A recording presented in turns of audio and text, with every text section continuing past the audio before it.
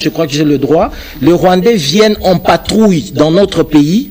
Ils prennent du bétail et les récoltes, ils s'en vont avec. Ils imposent la loi.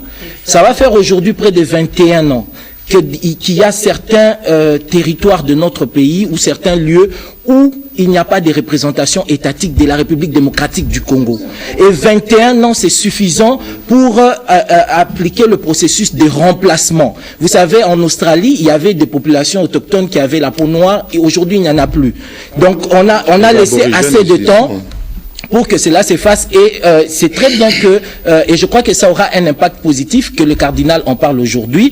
Nous connaissons l'objectif parce que vous savez que Sarkozy est venu faire un discours ici dans notre pays et il a même été acclamé où il disait que il est tout à fait logique que la RDC partage ses richesses avec les pays voisins. Et la première richesse que nous avons, c'est notre sol. Et c'est quand même très grave. Donc nous connaissons les objectifs. Et vous avez même vu que pendant le M23 était à Addis Abeba en négociation qui n'avait même plus lieu d'être parce qu'on avait déjà mis à terre le M23.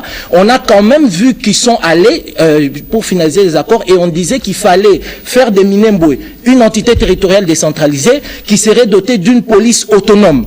Et les personnes que nous remettons tout le temps sur ces affaires des territoriales décentralisation, ce sont les personnes qui sont porteuses au fait de ces projets, mais on se demande est-ce que nous avons la conscience ou pas. S'il vous plaît.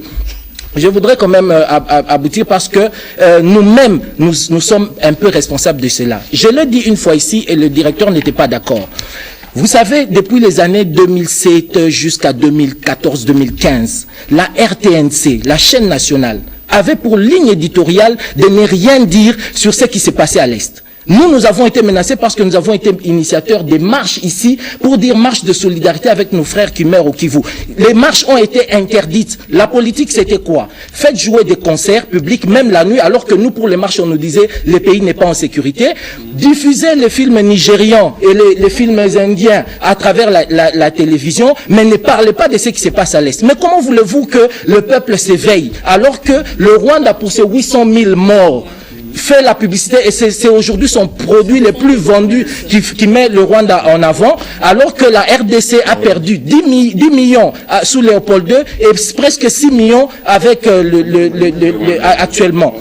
Donc, il faut travailler la communication. Deuxième proposition, directeur, je vais chuter par là et très rapidement, parce qu'il faut que nous donnions des solutions à notre gouvernement public. Il y a, dans toute guerre, vous savez, il y a des choses qu'on ne sait pas faire directement parce qu'on est faible, mais il y a des choses qu'on peut faire directement. Donc, à part la communication, voici ce que je recommande. Il y a des infiltrés, il y a des fils du pays qui contribuent à cette situation-là.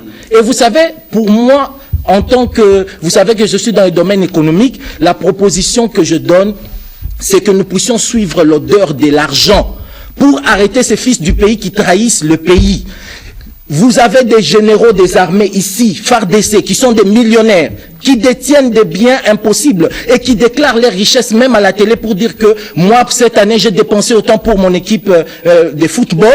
C'est des montants faramineux et vous savez, on sait nous tous d'où vient cet argent.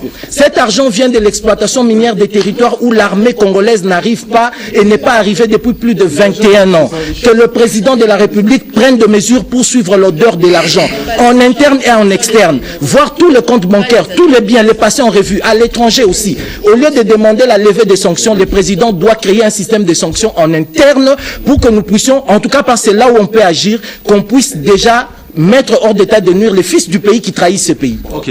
Oui, alors... Oui, et merci beaucoup. Merci beaucoup pour la parole.